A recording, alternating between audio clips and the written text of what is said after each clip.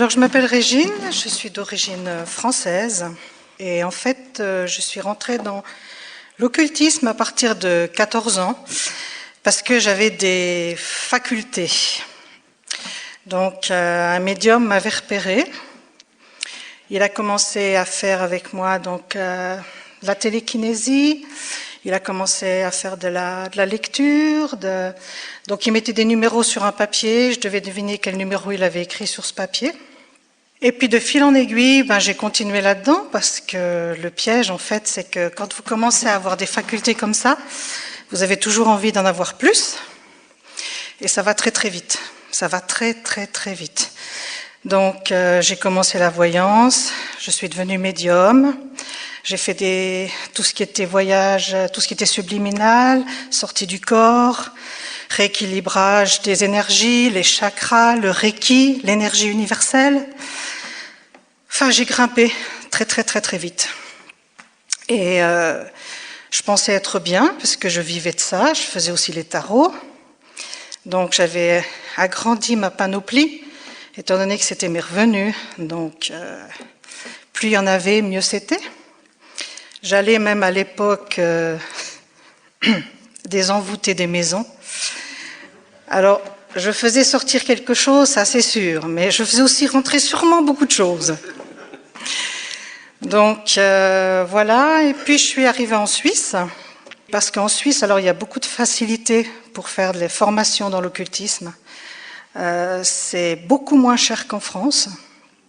Et puis, c'est aussi des séminaires qui durent 4-5 jours.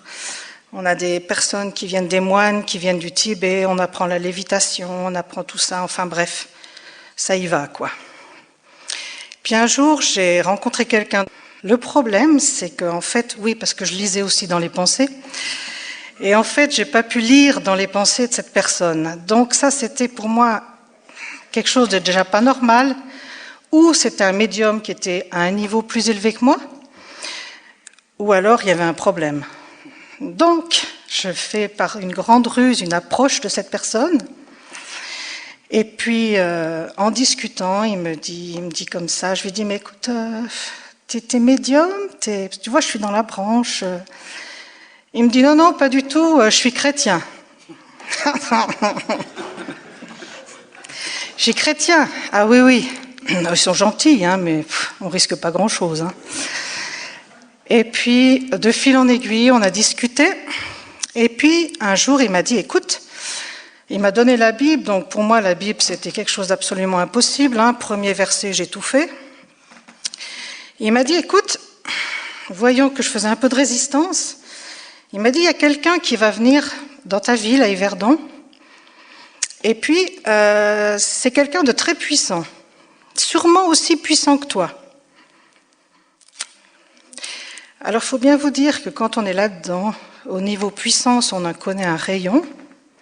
Et quelqu'un qui est plus puissant que vous, il faut déjà qu'il ait été dans un monastère tibétain pendant des siècles. Parce que vous êtes d'un orgueil, mais d'un orgueil, quelque chose de sérieux. Il me dit, mais il faut que tu ailles le voir si tu es plus puissante que lui. J'y vais. J'arrive dans cette... Ils me disent, mais ça ne te pose pas de problème que ce soit dans une église. Oh, une église, pas du tout. Donc, j'y vais. Premier soir, j'arrive dans l'église. Je vois le pasteur. Je fais demi-tour, je rentre chez moi. Le lendemain matin, il m'appelle. Et alors, la réunion? Il y avait beaucoup de monde. C'est pas grave, il revient ce soir. Deuxième soir, rebelote, je pars. Je rentre à peu près jusqu'à la moitié de l'église. J'étais pas bien du tout. Demi-tour, je repars. Je me dis, ouais, de toute façon, machin. Hein. Bon. Il me retéléphone le lendemain matin. Et alors, la réunion? Écoute, j'étais fatiguée, j'ai pas eu le temps d'aller. Il me dit, mais écoute, c'est pas grave, il est encore là ce soir. J'ai dit, bon, je me suis préparée spirituellement à faire un peu de méditation, machin, tout rééquilibrer mes énergies. Bref, j'étais au taquet. Je vais dans cette église. Purée, j'étais pas bien. Hein. Donc, je me dis, je m'assois à l'avant-dernier rang, un pied tourné vers la porte de sortie. Et puis, comme ça, dès qu'il a fini, je me barre. Je me retourne, je vois 4 personnes derrière moi.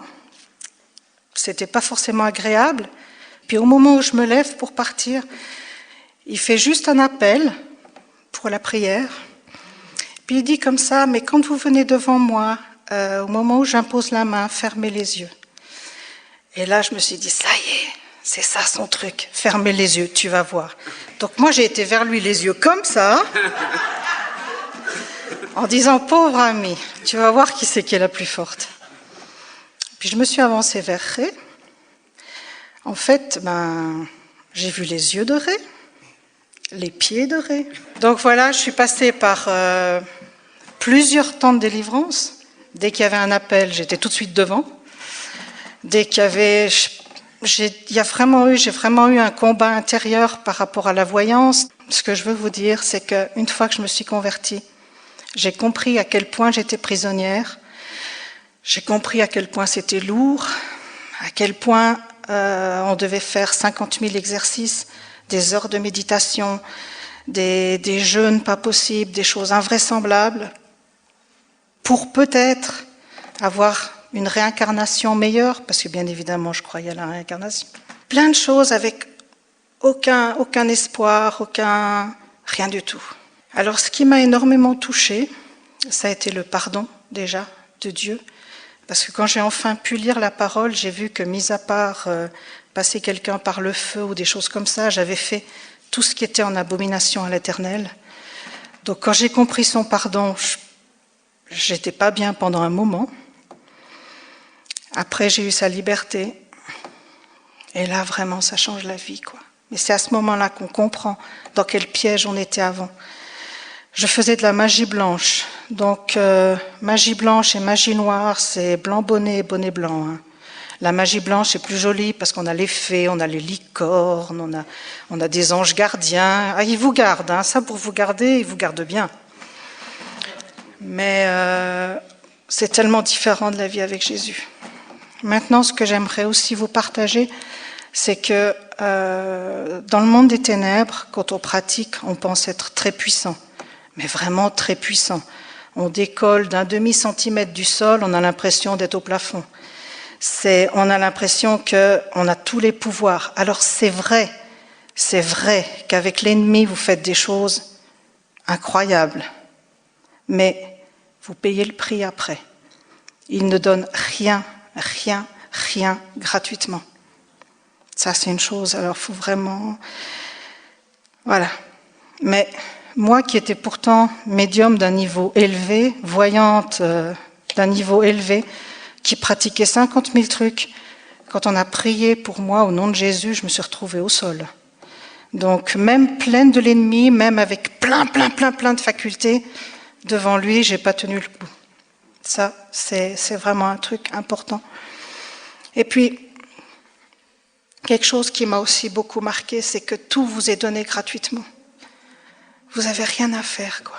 Si ce n'est de l'aimer, si ce n'est de l'adorer, de le louer, alors faites-le. Faites-le parce que tout ça, c'est gratuit. Son amour est gratuit. Quand vous priez pour les gens, c'est gratuit. Alors, mettez-vous en route, vraiment. Parce qu'il vaut le coup.